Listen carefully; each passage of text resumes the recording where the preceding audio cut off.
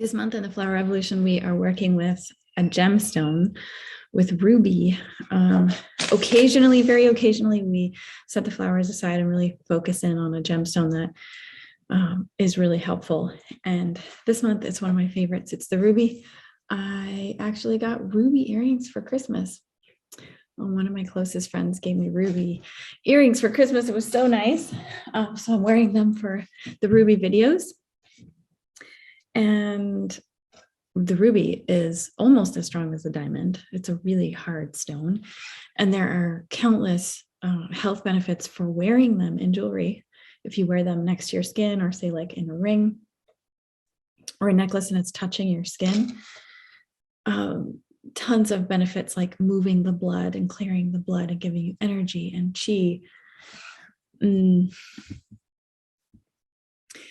It is also really great for menstrual cycles and strengthening your bones. This is what they say, actually, wearing the stone. There's a lot of really interesting research coming out of India, and Ayurvedic medicine taps into the power of gemstones.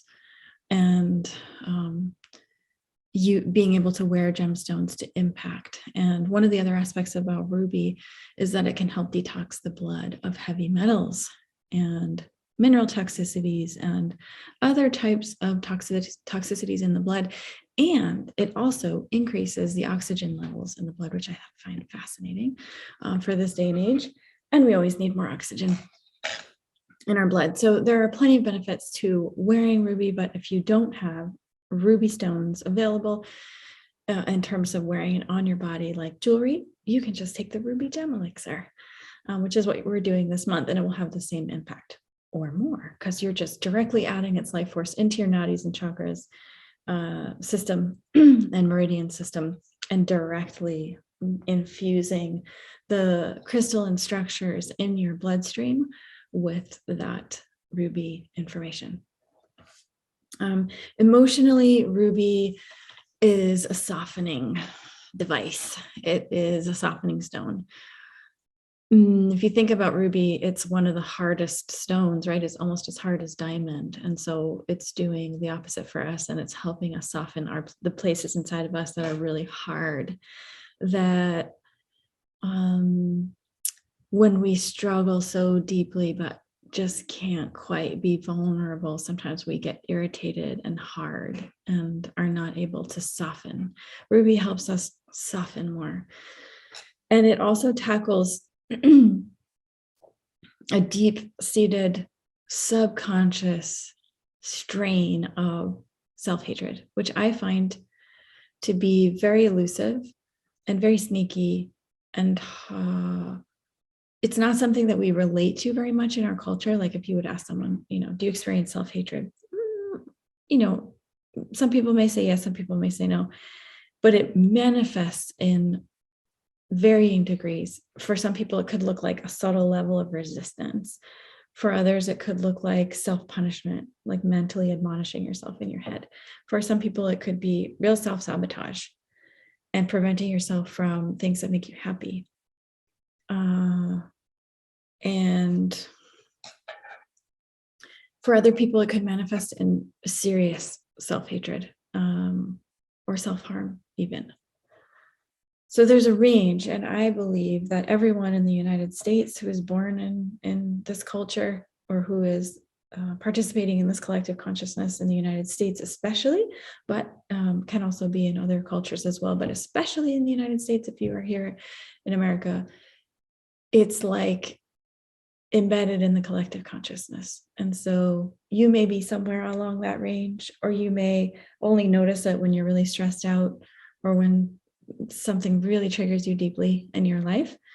Otherwise, you may not necessarily relate to that sort of subconscious strain of self-hatred. But you may relate to, maybe you don't wear the nicest clothes in your closet all the time. Maybe you save them aside. Maybe you deny yourself certain experiences, even though you know you'll appreciate them. It's kind of like self-denial, self-punishment, self-limitation. Or maybe you know something in particular will be really good for you, but you don't do it. Or you really have a yearning and longing and desire to expand into a particular community or circle, and then you hold yourself back from doing it. So there are a lot of different ways that this particular habit can pop up. It could just simply be a hardness and lack of ability to be soft and vulnerable. So those are all the things that we'll be working with this month with Ruby Gemstone Elixir. It will be likely, my guess, showing us areas where we can allow ourselves to soften and be more vulnerable. It will also be highlighting aspects of ourselves that are hard or resistant, or where we're engaging in self-sabotage or self-limitation. All of these things will be more able for us to see. They'll be highlighted so that we can work with them, accept them, make changes if desired, or just simply observe the landscape of all of those aspects inside of us. So one aspect of the ruby that I'd love to talk about this week is its ability to dissolve anger and agitation, aggression, and control. And those are words I think that especially as women, and I know there are men listening to this as well, but especially as women, I think we are taught that anger is not becoming, anger is not attractive, and then it's something to kind of shove under the rug. We don't necessarily know how to process our anger in a way that's healthy. We tend to either like express or repress, and there isn't a lot of teaching or instruction in our culture for, especially in the Western culture, for how to use anger as a method, sort of like an alchemical method to gain more clarity. In the Tibetan Buddhism tradition, they talk about differing afflictive emotions and how each emotion is one side of the coin and there's another side, the flip side of the coin. So for example, when you experience extreme anger and rage, if you are able to sit quietly and look directly into the face of the anger and let it work its way through your system without you making a story or shout, like having to express it to someone, or aggress, like be aggressive towards someone. When I say express it, I don't mean like screaming into a pillow. That's fine. You have to do that sometimes. I mean like saying like harmful things to somebody, for example, or like actually harming someone physically. That's one extreme. The other extreme is just stuffing it, which can lead to resentment and bitterness and cancer. You know, those are the kinds of emotions that if we just keep stuffing them over time will make us sick or imbalanced. So we want to make sure we're not doing any of those two extremes. If we're expressing in a harmful way towards others our anger, it can destroy relationships. If we're repressing, oftentimes what we're doing is we're expressing our anger internally toward ourselves. And this is an interesting aspect that I think can tie us up in knots sometimes, because sometimes we're so angry with ourselves that we don't even allow ourselves to experience a particular emotion. And the emotion doesn't necessarily have to be anger. It could be the primary emotion, could be grief, it could be loss, fear of abandonment. What's another good one? Rejection, betrayal, ostracization from your community, a sense of not belonging. I mean, there are so many different complex emotions that we go through as human beings. And so sometimes what I see happening, not only inside myself, but in other people, is that we experience a primary emotion or primary situation that arises, and we get so angry with ourselves that we're experiencing it, whether we're embarrassed, we feel vulnerable, it makes us feel weak. We should be better than this. We should be more spiritual. We should be a better person. Whatever the little reason is that we have underneath, then creates this secondary emotion of anger and irritation, agitation, and aggression actually toward ourselves, which then locks in that primary experience as well. So it just sort of like ties you all up in knots. And you're not able to really, experience the full emotion and then let it move through you and release, or change shape, or change form, or transform into the other side of the coin into some other form of clarity or wisdom. because it's so clamped down under anger toward oneself, being angry with yourself. And that's one of the ways, or one of the aspects of Ruby, is to help us see where we're doing that. Where are we being so hard on ourselves, and to such extent that we don't want to allow ourselves to feel or to experience something inside of ourselves. Feelings are just feelings. I mean, we are not our feelings. We are not our thoughts. So we don't have to get so entangled and feel terrible and guilty. I mean, sometimes you just have to say, well, I'm human, and humans feel this way, and many humans feel this way, and many humans are suffering.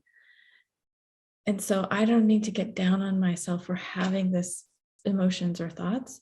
I can just let them be there and observe them. By dissolving this top layer of anger at yourself for feeling any of the things you're feeling in the first place. I'm hoping this is making sense. So to kind of summarize that, what I was saying, talking about in the first video, of this like weird little subconscious strain of self-hatred or being hard on oneself, can create stagnancy when we're undergoing difficult situations in life or challenges, or when something triggers us, if we are so hard on ourselves that we don't even want to allow ourselves to experience something in the first place, because we should be perfect, because whatever the reason is. So what we're going to do with Ruby this month is soften any layers of anger that we have toward ourselves, to shake up a little bit, to dissolve, to move, to be seen, to be recognizable, so that we become aware. And so we can release any parts of ourselves that we've kept really clamped down, or locked in the closet, or shoved in a drawer, or put under the rug and held there forcefully, because we're not allowed to feel those things, or we're not allowed to experience that. So, question for this week is, when do you notice that you're hard on yourself? If you want to jot that down in a bullet journaling list, you can, or you can just reflect on it. When do you notice yourself being hard on yourself? When do you notice yourself being angry with yourself that you are experiencing a particular experience or emotion? When do you get irritated with yourself? Or it could just even look like a subtle level of irritation and hardness that you can't quite put your finger on, because you just get like hard, irritated, but you're not sure what's underneath, because that top layer is clamped down so hard that you don't even know what the other layers are experiencing underneath. When do you have that happen?